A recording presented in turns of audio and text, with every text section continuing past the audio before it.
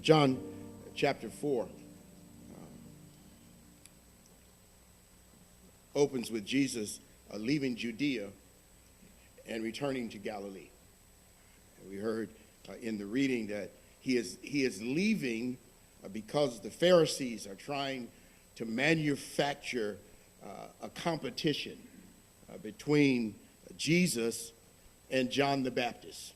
They're keeping count of how many Jesus baptizes and how many John baptizes. And so Jesus leaves because he won't be a part of that kind of competition, because Jesus recognizes that competition hinders kingdom work.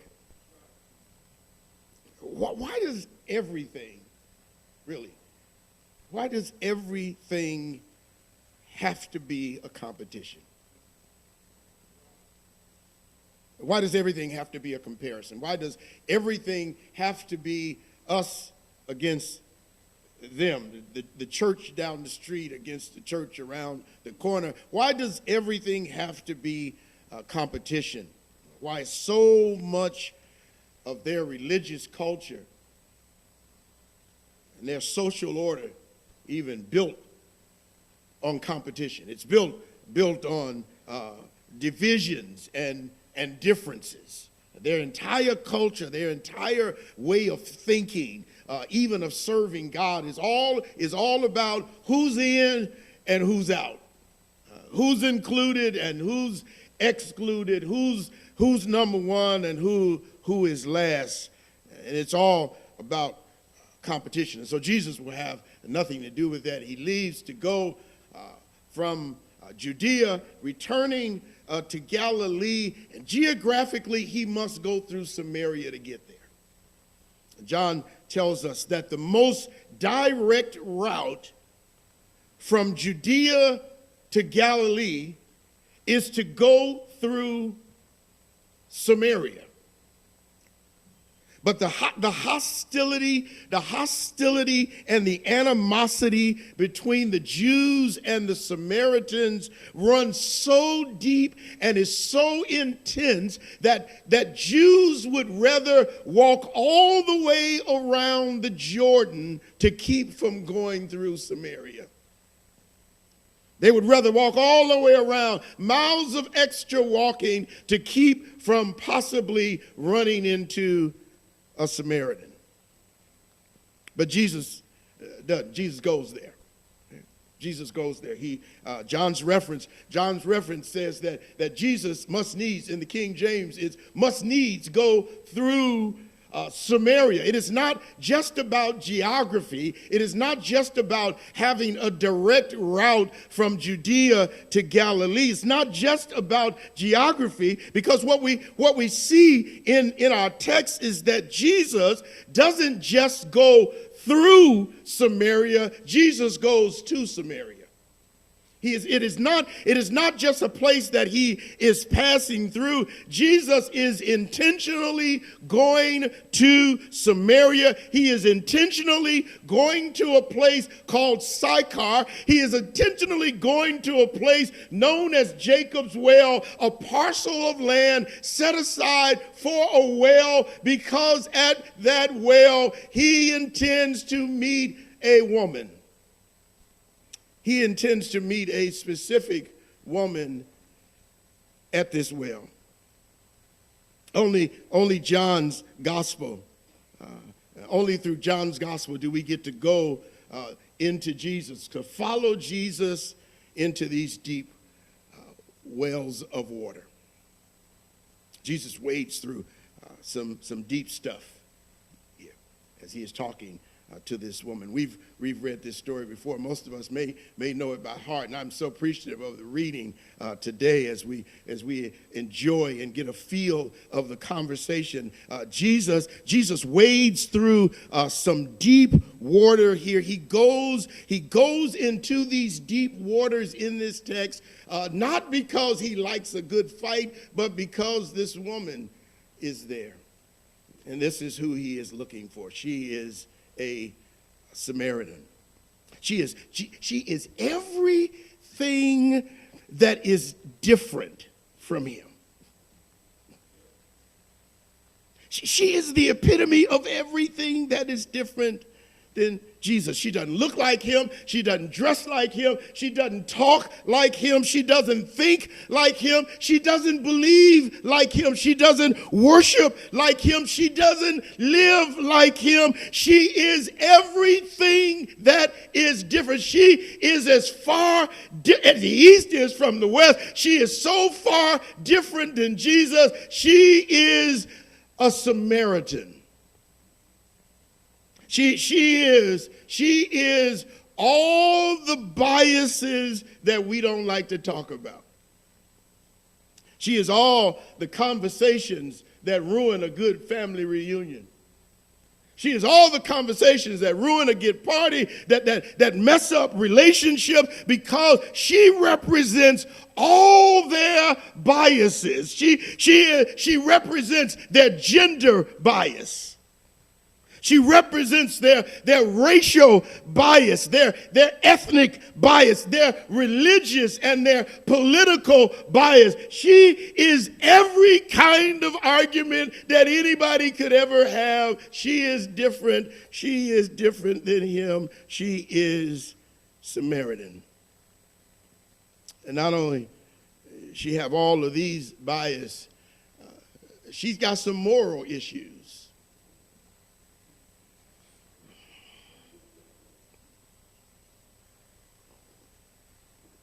She's got some moral issues, and deeper than even her moral issues that we imagine to some extent. Even deeper than that is a personal, private pain that makes up her story.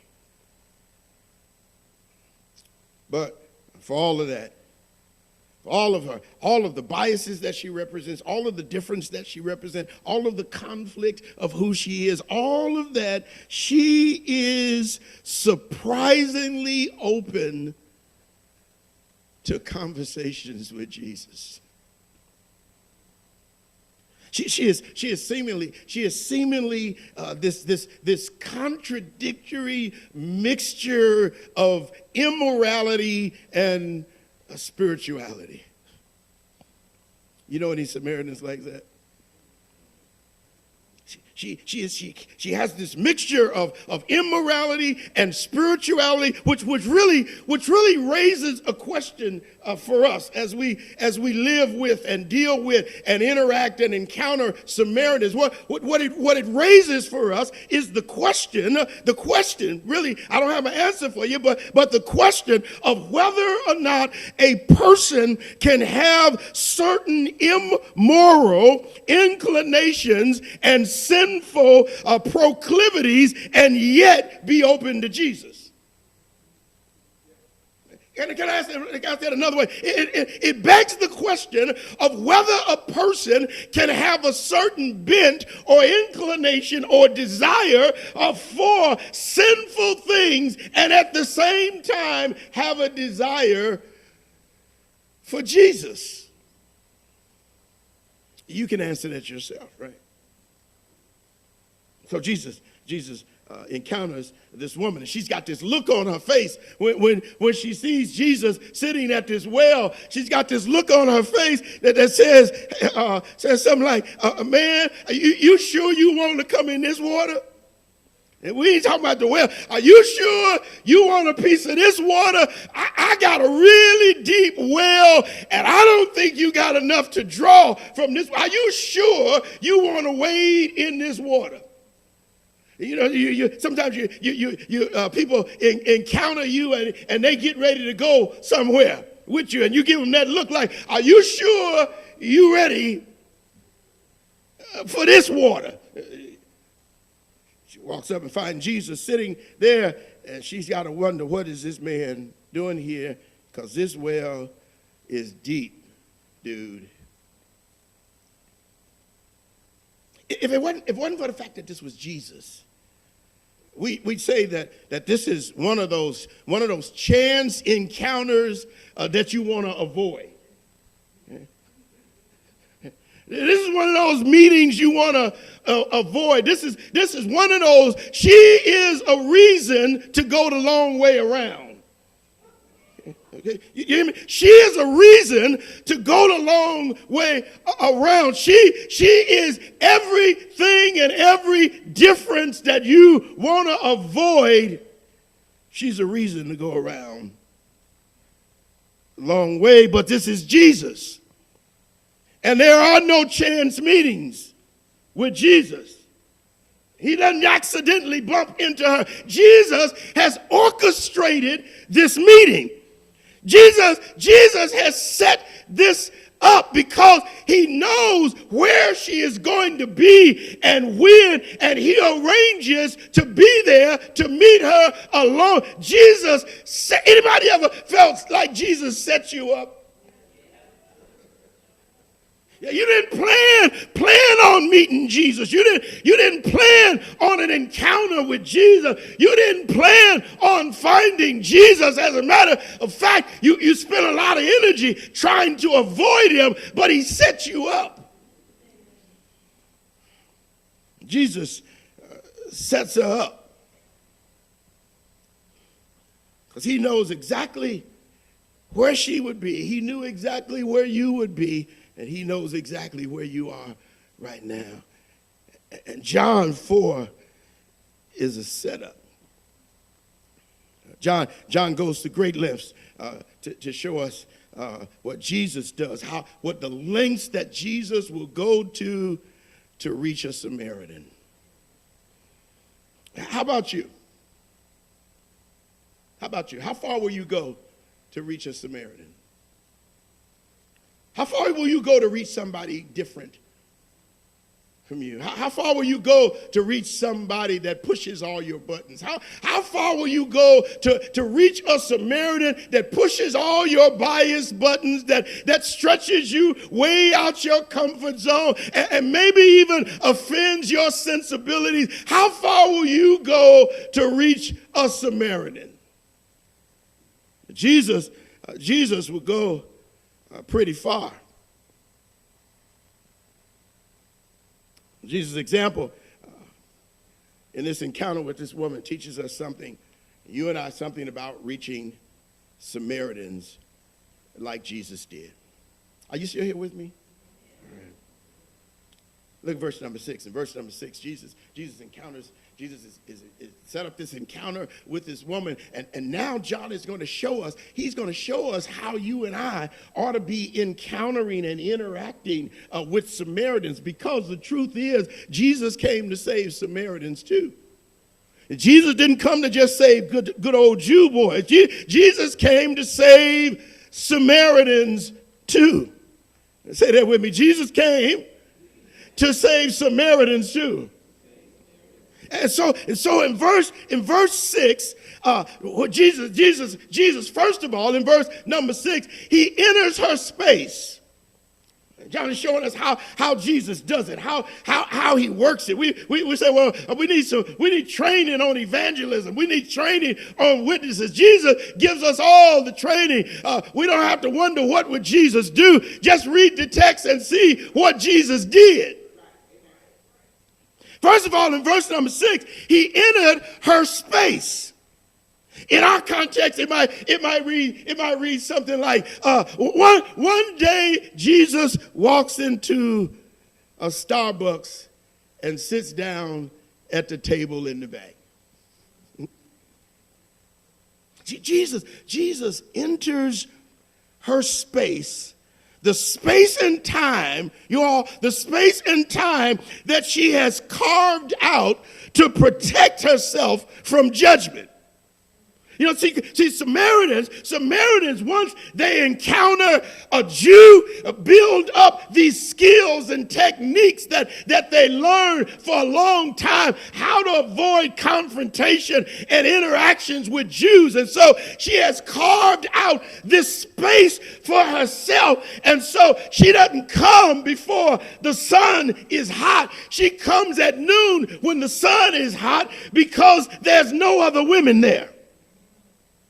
Because y'all know how y'all are.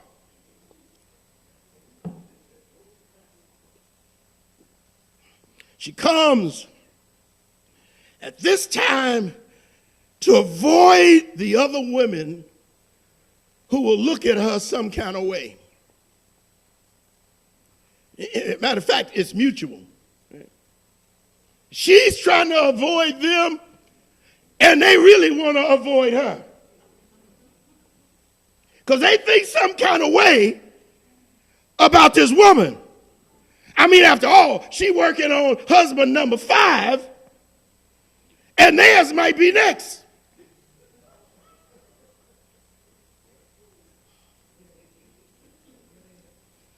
They'd rather avoid her too, but Jesus doesn't. Jesus does not avoid her. As a matter of fact, he comes looking for her. In fact, Jesus has been sitting on the wall of this well waiting for her to get there. In the text, Jesus arrives first. And John says, then comes a woman. Jesus has been sitting there waiting for this woman in her spot. In fact, the only thing that compares really to Jesus' capacity to welcome sinners into his space is his capacity to be with them in their space. Jesus enters her space. Remember how they jumped on Matthew? Remember how they jumped on the disciples? Because Jesus called Matthew the tax collector, and then one day Matthew threw this big party and invited all his sinner friends. And guess what? He invited Jesus. He didn't do like we do, right? We have parties. We plan 2 parties. One for our sinner friends and one for the church folk. Matthew didn't have no church folk. The only church people that he knew was Jesus. And so he invited all his sinner friends. And Jesus was invited and he came.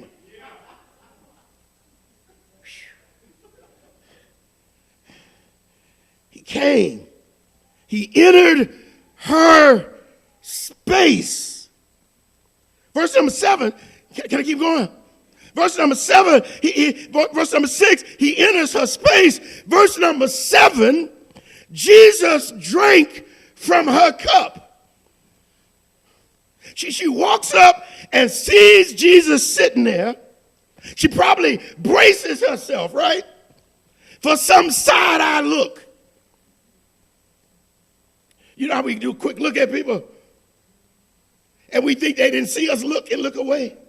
She braces herself for this side-eye look, for him to quickly, like most Jews would do, see her come to the well and quickly get up and walk away so he don't have to speak. But he doesn't. Jesus doesn't leave. He stays there. Years ago, I engaged Sylvia in something I probably shouldn't have. She was a whole lot nicer than me. But we went to a resort or something in Florida, and I just got a kick out of going from pool to pool and hot tub to hot tub to watch the white folk run. Once I figured out that when I got in the pool, they would get out, I just wanted to follow them everywhere they went to watch them run. I mean, like me getting in the pool and the black gonna rub off.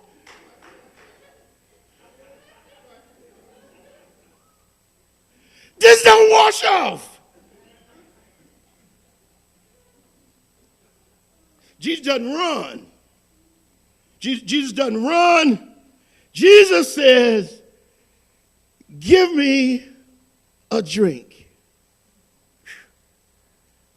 See, you got to understand that to give me a drink here is not throw me a bottle of unopened Ice Mountain. Throw me some COVID-friendly, bottled up, tight and taped up water. When Jesus asked this woman to give him a drink, he must drink out of her cup. We'll discover later on that he don't have a bucket. He don't have his own cup. He don't have a canteen. In order for him to get a drink, he must drink out of her cup, the same cup. Yeah, let that settle in. He is asking to drink from the same cup. And that's what shocks her. Not just that he didn't walk away. Not just that he is talking, a Jew is talking to a Samaritan woman, but that he is willing to drink from her cup. The same cup. If I was in a different text, we might talk about where these lips have been.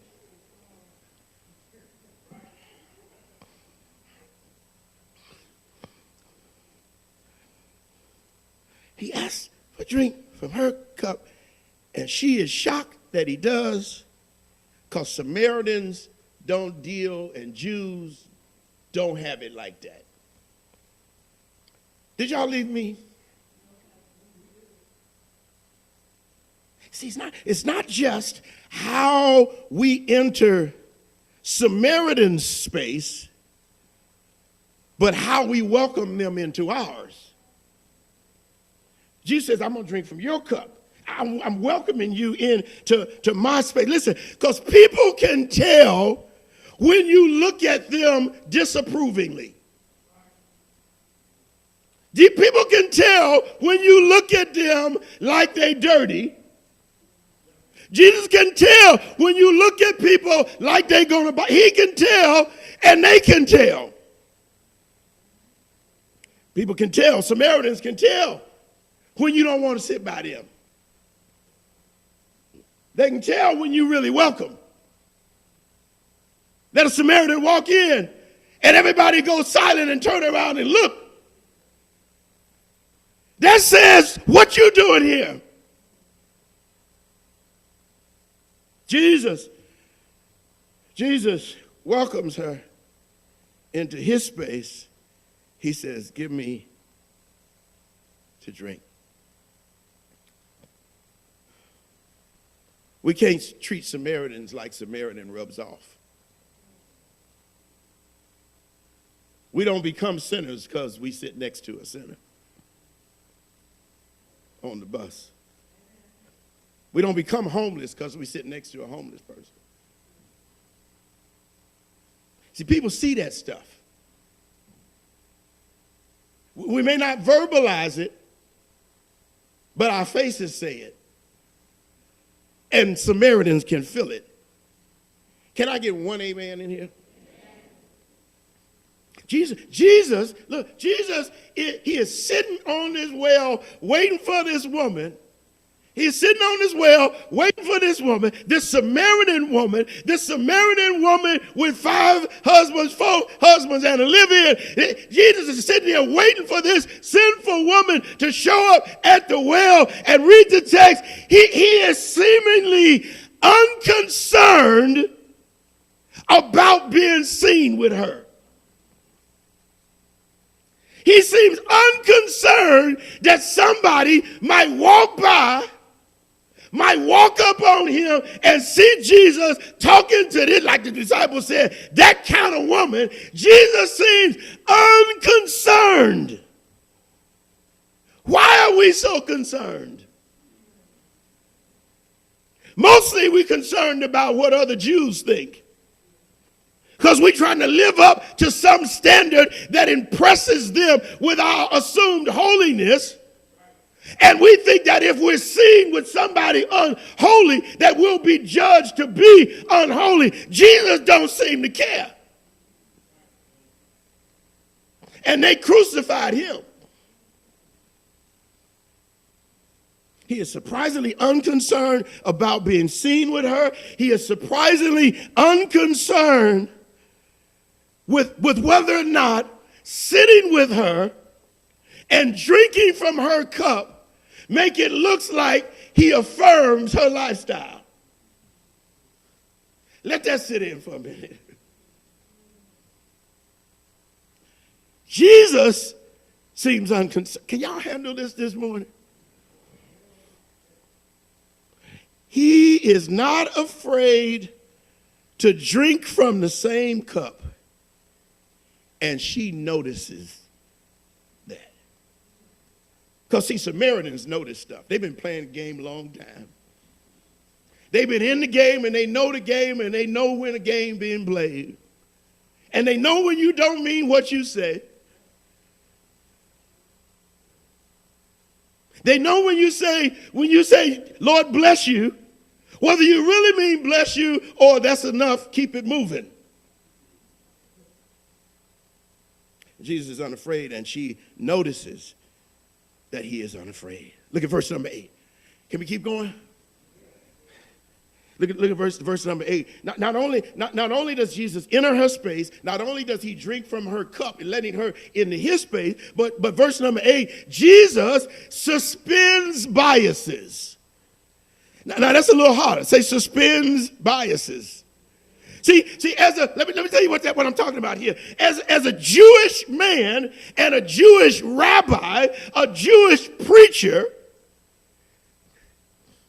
Jesus would have to suspend biases that are inherent with those positions. Things like gender and race and doctrine and culture. He'd have to suspend all of that. Can y'all handle this morning? He'd have to be able to suspend all of that in order to connect with her. See, we think that connecting with a Samaritan means throwing away my doctrine. Jesus is not asking us to get a broader doctrine. He is asking us to get a bigger heart. And Jesus has a big heart, and he is able to suspend biases that would naturally come with a person in his standing. Because biases get in the way of listening. If I've already decided I don't like you, I've already decided you a Samaritan and I got to protect myself from being seen with you. I already decided that I'm a Jew and you a Samaritan. I'm a man and you a woman. I've already decided that. I've set up these biases that paint a picture of who you are that may not be true. But my biases keep me from listening to your story. Is this making sense to anybody? See, the worst thing is not that you have biases, because we all got them. The worst thing is thinking that you don't. See, we all have biases. We all even approach the scripture with certain biases. We approach God with certain biases. We approach worship and people with certain biases. The problem is not that we got biases. The problem is we insist that we don't. And so those biases inform our reactions without us knowing it.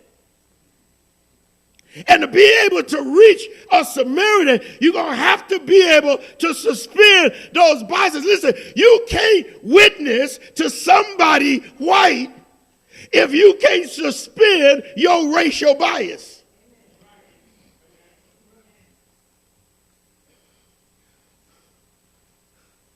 Jesus, let me move fast here. Jesus has apparently sent the disciples away. Okay? He has apparently sent the disciples away. He sent them to the city to buy lunch. Jesus sent them away.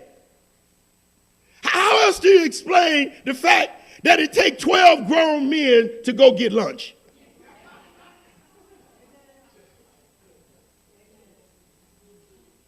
Jesus sends them away. He wants them out of the way. He is suspending biases and prejudices so that he can create an atmosphere for this woman to be heard. He sends them away because he ain't never going to have this conversation with them around. With them there, this conversation, raise your hand if you're getting this. With them around, this conversation with this woman is never going to happen. He wants them out of the way because they add an unmanageable bias and prejudice to the conversation. She is never going to talk around them. Never. About nothing.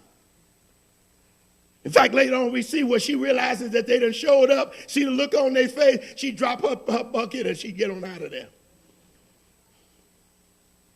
Verse 27 of our text calls attention to their attitude when they return.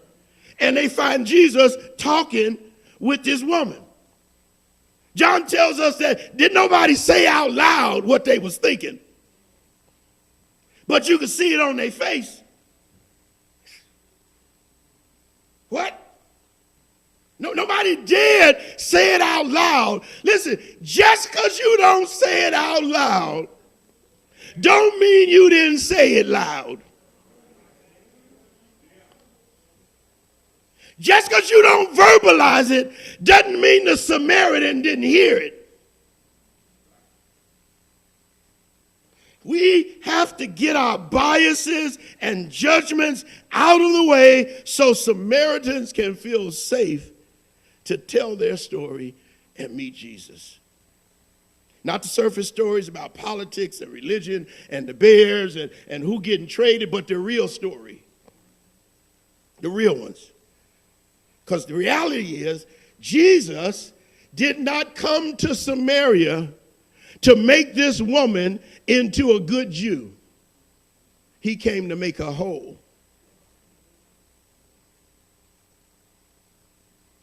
Let me move. Number four. Jesus listens to her story. Jesus is physically and emotionally present as she tells her story. See, you may see, listen to this, listen. You may see what a Samaritan does as evil. But if you will listen to their story, you might not see them as evil. Because there's always a why. There's always a story. But we got to get past our biases. Notice. Y'all with me? Notice that Jesus is listening. Jesus is listening. He is actively listening. He is leaning in and he is listening to her story. And each time, notice as you read through the text and read the rhythm of the text, that each time Jesus shows that he can be trusted with what she said, it enables him to take her deeper. Each time she trusts him and he is proved worthy of a piece of her story, she is willing to go deeper in her story. Each time Jesus proves that he can hold what she says without judgment, that he can hold that part of her story, she trusts him with more of her story. And he takes her deeper and deeper. He embraces, he receives, he listens to her truth long enough to be able to take her to the truth. Let me say this. Nobody is going to trust you with their deeper truth if you can't hold the surface stuff. You hear me? If you can't hold the small stuff, if you can't handle the small stuff, If you can't handle the fact that she's a woman, if you can't handle the fact that she's a Samaritan woman, if you can't handle the fact that you might be seen with this Samaritan woman, there's no way in the world she is going to trust you with her deeper story. All right, in verse number 25, she says, I know when the Messiah comes that he'll tell us all things. The Message Bible says we'll get the whole story then. We'll get the whole story when the Messiah comes. Oh, this is so much truth. She has more truth than she even knows that she has. This is a reality that our lives will never make sense. The who and the what and the why of us will never be explained until we meet Jesus Christ. When Jesus comes into our lives, he can make sense of all the stuff we don't understand. She has been looking in all the wrong places with all the wrong people, and her answer is standing right in front of her. She didn't know it. All this time her soul has been aching and hurting. It has been aching and hurting for Jesus. So verse 27. Drop down with me to verse 27. Y'all still here? Verse 27. Just as she is receiving, and believing the greatest news of her life, just as she is believing the greatest news of her life, she says when the Messiah comes, he'll make all of this stuff make sense. And Jesus says, you don't need to look any further. You don't need to wait any longer. I'm him. Just as she is receiving the greatest news that she could ever receive, the disciples come back. With all their judgments and all their biases, and they immediately go there. It's like they can't help themselves. They see Jesus. They know Jesus will talk to anybody. Jesus will talk to a rock. He'll talk to a fig tree. Jesus will talk to anybody. And they walk up and they see him talking with this woman, and they just go there. You know, the truth is, you know, the reality is that up until now, Jesus had actually told them, you go to just the household of Israel. Don't go to the Samaritans and the Gentiles.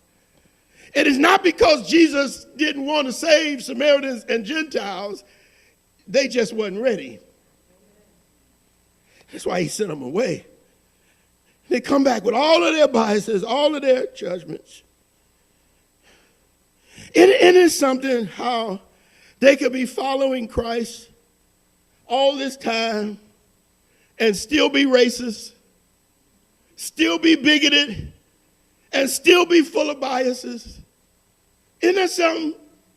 How people can love Jesus and not love somebody else because they're different. In fact, there was a time in our great American history when good old Christian folk had good old church in the morning and lynchings in the afternoon. It is something how we can follow Jesus and love Jesus, but can't love the people he died for. They don't say what they're thinking, but they're thinking it. They don't say it, but they're thinking it, and she feels it. Do you think people can feel your attitude toward them? I mean the real one. Not the big welcome sign across the front door, but the big keep out one across your head and your heart. You think they can see that? You think that even though we don't verbalize get out, that they know that's what you mean?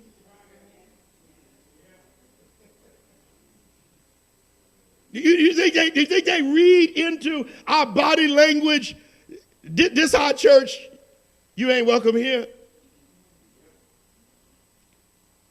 This my piece of the pie? This my territory? Are people missing Jesus because of our biases?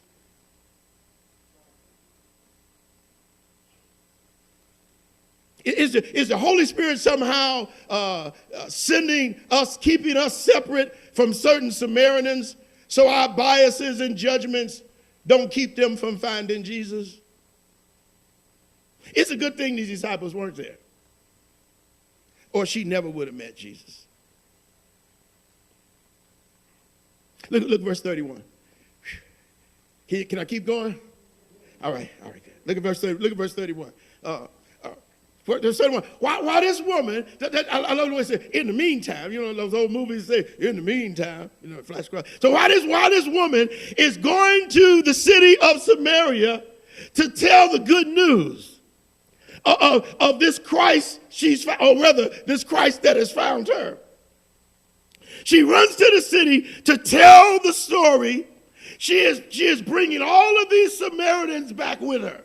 The whole city, as a matter of fact, follows this woman back to Jesus. But while she's gone, the disciples quickly go back into business as usual. Right away, this woman is gone. Now she's gone. Now that this Samaritan is gone, come on, Jesus, eat something. They missed the whole point. They missed the whole moment. Jesus has been talking to this woman, talking with a Samaritan woman, and they don't even verbalize their questions. Even if their questions are prejudiced and biased, they don't even ask them. They just get right back to business as usual. They just get right back to where they think they left Jesus when they went to get lunch. Eat something, Jesus. How often do we miss the moment that God gives us in our hurry to get back to what we think Jesus wants? Eat something, Jesus. We done all went and bought this stuff. Eat something. Eat something, Jesus. We done planned this program. Eat something, Jesus. We done already wrote out our agenda. Eat something, Jesus. We already got our plan. This is the way we do it. This is the way we do church, Jesus. This is the way we follow you, Jesus. Eat something. Jesus says, I'm on a whole different page. They come back to where they thought Jesus, where they left Jesus, ready to go back right to the way that they think Jesus thinks, but he is somewhere else. Jesus takes this opportunity while she's gone. We read the text, it sounds like this has happened immediately. But remember, they didn't get beamed up and they didn't jump on Uber and get to the city and get right back. There was no Greyhound buses to bus them in and bus them out. They didn't log in on Zoom to see this happening. They had to walk.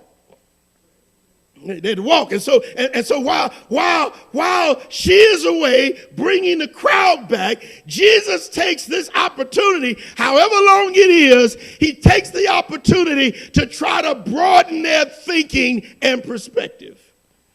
That's what this story is about.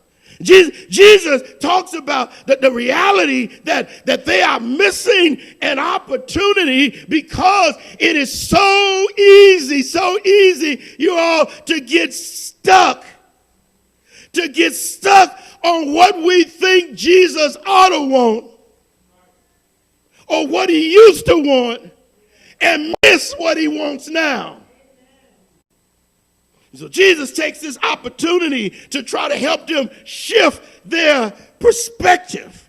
Because if they don't shift their thinking, they're going to miss the harvest.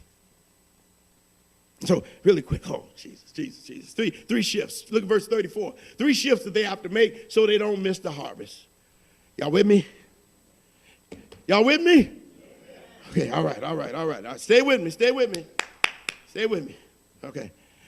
Jesus says, number one, verse 34, Jesus says, verse 34, you need to make a shift in perspective and be satisfied with God's will. Jesus said, be satisfied with God's will. Be satisfied and fulfilled by God's will. Jesus says, I got meat you don't even know about. Who brought Jesus something to eat? Jesus says, I'm eating a different kind of meat. He says, my meat is to do the will of him that sent me, not my own. Jesus says that what feeds me is the satisfaction of doing the Father's will. God's will for us has to become what we find fulfillment in. Is God's will our meat? Or is it a snack after we filled up on what we really want? We will never be satisfied with God's will until we pursue it above anything else. We do not enjoy, we are not satisfied with God's will just because we believe that it's right to be. We can only be satisfied with God's will when we pursue it above everything else. What if God's will doesn't fit with any of the ways you thought it should look like? What if God's will doesn't look Jewish, but Samaritan? What if the way God brings in the harvest doesn't look like you thought it ought to look? What if he doesn't fill the church up with churchy people?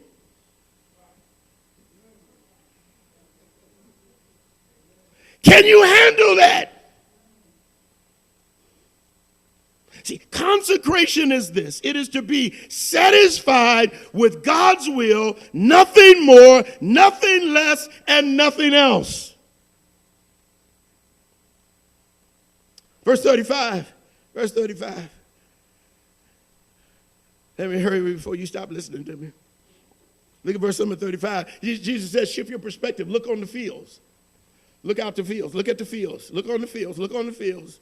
When Jesus says this, he's not just pointing out somewhere undefined. When Jesus says to them, look at the fields, he is pointing to hundreds and hundreds of Samaritans who have followed this woman from the city and are now standing there. Jesus says, you keep saying there are 4 months to the harvest. You keep saying we got 4 months to go. Jesus says, no, look at the field. It is already ready. Stop waiting for a harvest that meets your expectations and the picture you've imagined in your mind.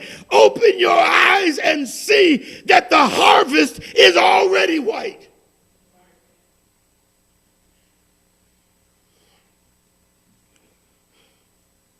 Look at the fields. What if the harvest is Samaritan? What if the harvest is all the people who are different than you? People who don't look like you, dress like you, or think like you. See, we want fish. I like the taste. I like the taste of fresh fish. I like the taste of fresh fish caught by Morris and Jesse. Skinned and breaded and fried. I like the taste of it, not the work of it.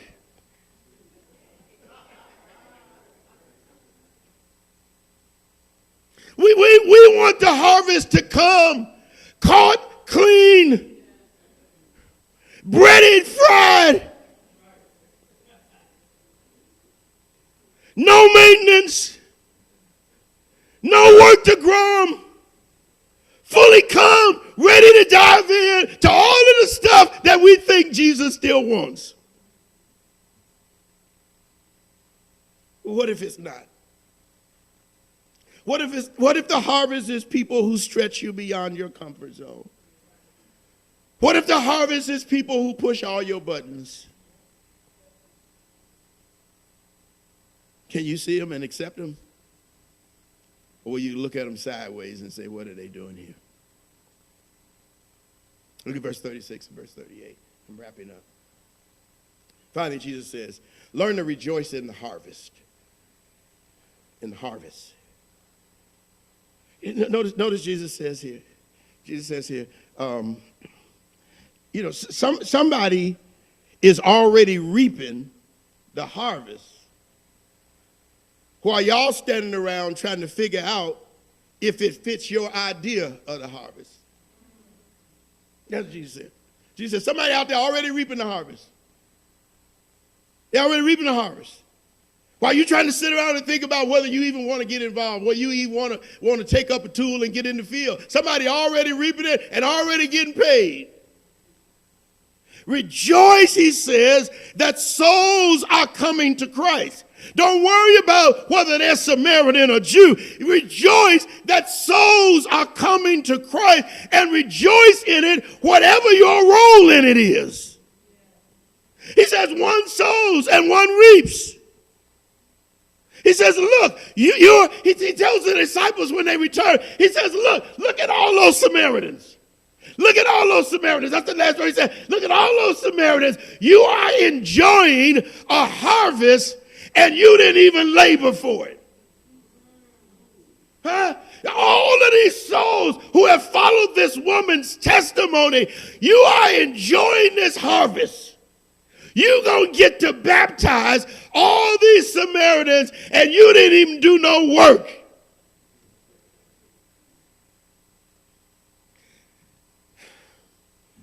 Can you rejoice in a harvest? You can if you don't care who gets the credit.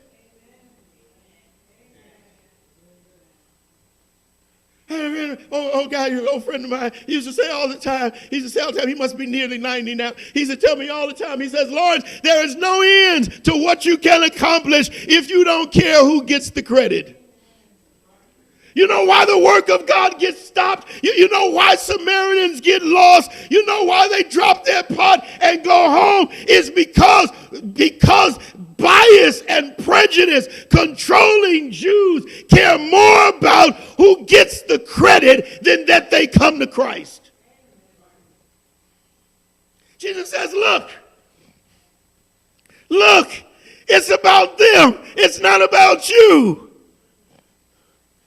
And I can't trust you with a harvest till you don't care if you get the credit. What if the harvest is Samaritan? What if the harvest are all the people who stir your biases and prejudices? The people who push all your buttons and maybe even offend your sensibilities with their sins and lifestyles? What if the harvest is people who don't look like you or think like you, believe like you? What if the harvest is Samaritan? Whatever Samaritan is to you. What if the harvest is Samaritan? If it is, can you get with that?